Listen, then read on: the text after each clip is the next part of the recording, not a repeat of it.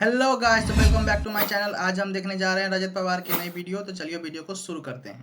Met Gala एक ऐसा fashion show जहाँ पर बड़े बड़े सेलिब्रिटी ऐसे कपड़े पहनते हैं जैसे किसी गरीब ने अपने कचरे की खिचड़ी बना के पहन ली हो। और इनके कपड़ों में आपको फैशन मिले या ना मिले, पर सेंस वो बिल्कुल नहीं मिलता ना, नको बिल्कुल नहीं। तो आओ मेरी फैशन की अंधी आंखें, जिन्हें फैशन का एफ तक नहीं पता, उनसे हम देखें कि कैसे इन्होंने फैशन के बेसन के भजिए तल दिए हैं। और हाँ, मेट गाला में हर बार एक थीम होती है। इस बार की थीम है गार्डन ऑफ टाइम, मतलब समय की बगिया। मैं भजिए वाली कड़ी में कचरा परा, चिंचिना की बबलबू मेरी फोटो खींच ले तू।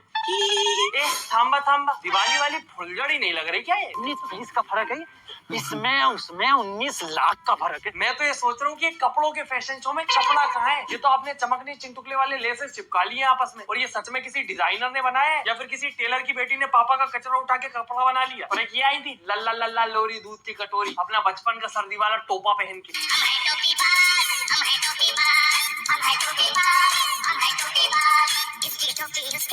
डियर टोपाबाज दीदी, ये टोपा पहन के आप मेट गाला में आई हो या फिर ये हीरे का कवच पहन के राजा महाराजाओं के लिए जंग करने जा रही हो? अर्थ किया है मैं मेट गाला में नहीं जाता क्योंकि यहाँ होती है बहुत ज्यादा गर्दी। मैं मेट गाला में नहीं जाता क्योंकि यहाँ होती है बहुत ज्यादा गर्दी। और दीदी का टोपा दीदी को सबसे बचाता है, मुक्का हो, गोली हो या फिर हो सर्दी। अरे रे रे रे, बेचारी को अपने कपड़े खुद उठाने पड़ रहे हैं। और एक तरफ हमारी महेश दल्ले की बिटिया थी, आलिया बिटिया, जो कि इतनी लंबी साड़ी पहन के गई थी कि उसको पकड़ के घूमने के लिए साथ में 4 लोग चल रहे थे।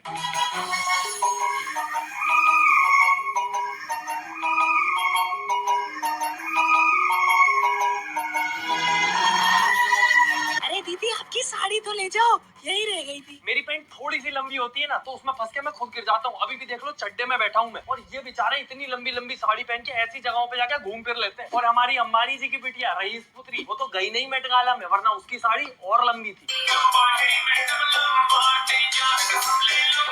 अंबानी जी की रईस पुत्री तो इतनी ज्यादा रईस थी कि वो अपने कपड़े नोटों से भी बना सकती थी। पर नहीं, वो उर्फी थोड़ी ना है, वो कपड़े कपड़ों से बनाती है, थोड़े से लंबे बना देती है बस। पर मेट गाला था यार, कुछ ऐसा नॉर्मल सा पहन के थोड़ी ना जा सकते। इसीलिए बेचारी जो भट्ट पुत्री थी आलिया भट्ट, वो भी यूनिक आइडिया की एक साड़ी पहन के गई थी, जिसको लोग बोल रहे हैं कि दीपिका पहले पहन चुकी है। आलिया भट्ट के मेट गाला लुक को देखकर यूजर्स को दीपिका पादुकोण का 7 साल पुराना लुक याद आ गया। थांबा थांबा, ये अमीर लोग भी एक दूसरे की साड़ी मांग के पहन रहे हैं क्या? और दीपिका ने बेचारी को दी भी तो 7 साल पुरानी दीपिका। अरे नहीं नहीं, मजाक कर रहा हूँ दोस्तों, मुझे पता है कॉपीट का मतलब क्या होता है। बाकी एक लड़की तो आलिया भट्ट को डिफेंड करने के लिए ये बोलने लग गई कि शादियों में भी तो सब लोग सेम टाइप की साड़ियां पहन के जाते हैं, तो क्या उसको भी तुम कॉपी बोल दोगे? अरे पगली, तू पागल पागल है क्या? कहाँ शादी, कहाँ मेट गाला? एक शादी 50-60 लाख में निपट जाती है, जहाँ पे पूरा गाँव हो जाता है। मेट गाला में एक बंदा जाने के लिए 62 लाख रुपए देता है, 62 lakh rupees. You're here representing India in a sari, a beautiful sari at that.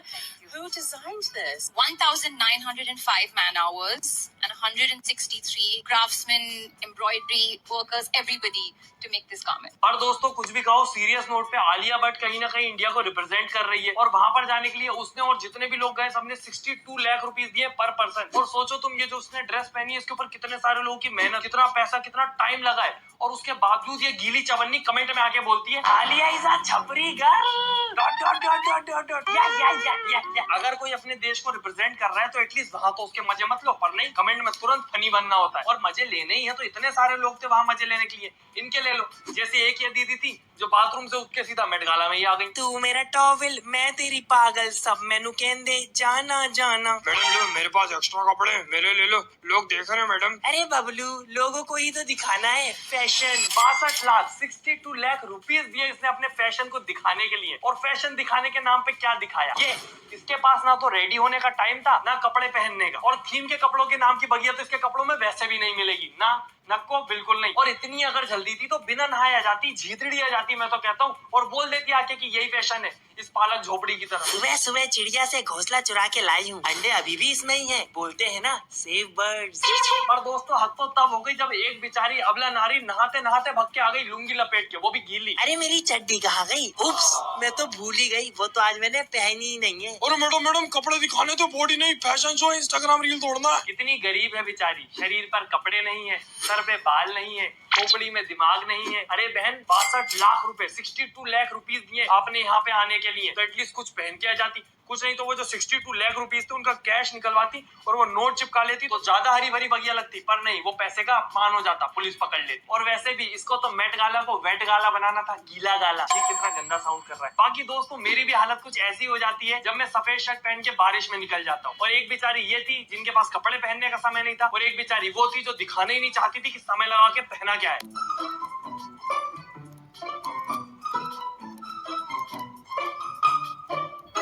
और खुद को इस झोपड़ी या मकबरे में छुपाने के बाद और दुनिया की पूरी नजरों से बचाने के बाद इसके अंदर से आकर निकला क्या? ये देखो देखो उस छत्ते के अंदर बैठी मक्खी मैं थी। और मत मानो मम्मी की बात, इसीलिए मम्मी बोलती थी कि कभी भी नए कपड़े पहन के बिस्तर में लोट नहीं लगानी चाहिए। ये देखो पूरे चमकीने चुनचुनू गिर चुके हैं उसके कपड़े के, और ये लोग क्या पता क्यों बड़े होने के बाद मम्मी की बात मानना बंद कर देते हैं। बाकी दोस्तों एक और आई थी छतरी मोन, अपने छतरे के जंजाल में छुपती हुई।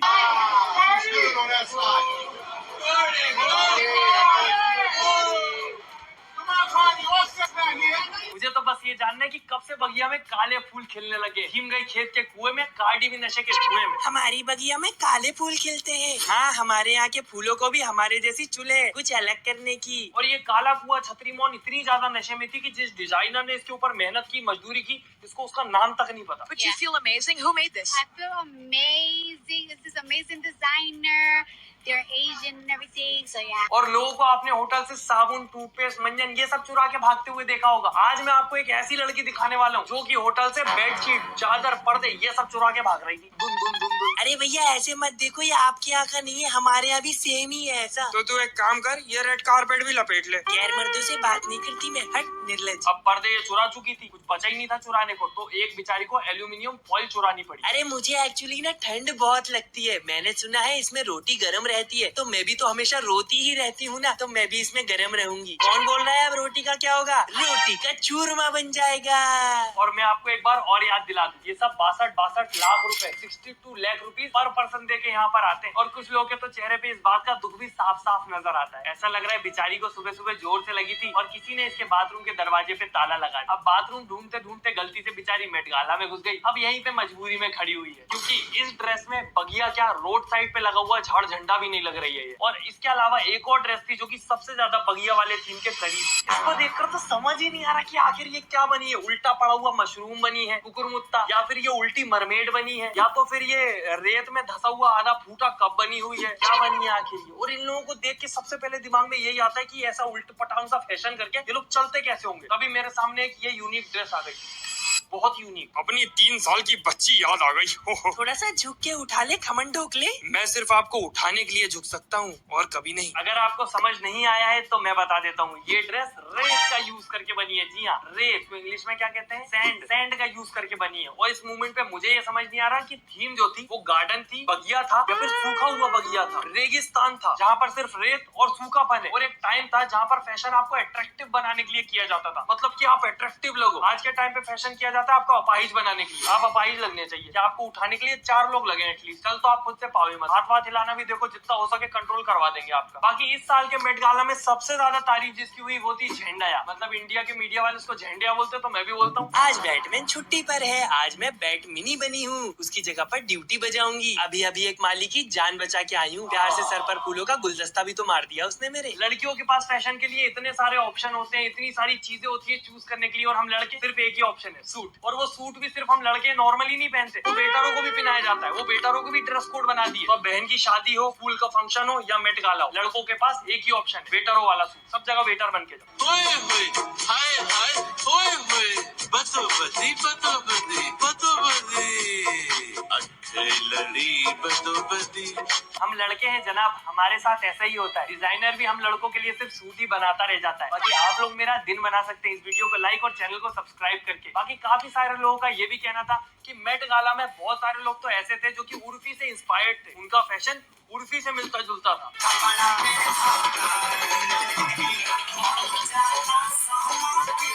पर फिर भी हमारी बेचारी फैशन पुत्री उर्फी को मेट गाला में बुलाया क्या? ना, नको बिल्कुल नहीं। इसीलिए उर्फी ने भी हार नहीं मानी, उसने अपना खुद का पर्सनल मेट छाला करवाया, जिसका थीम भी वही था बगिया। बस फर्क ये था कि इसके मेट छाला के रेड कारपेट पे बस ये अकेली ही आई, क्योंकि और किसी में दम ही नहीं उससे कॉम्पीट करने के लिए।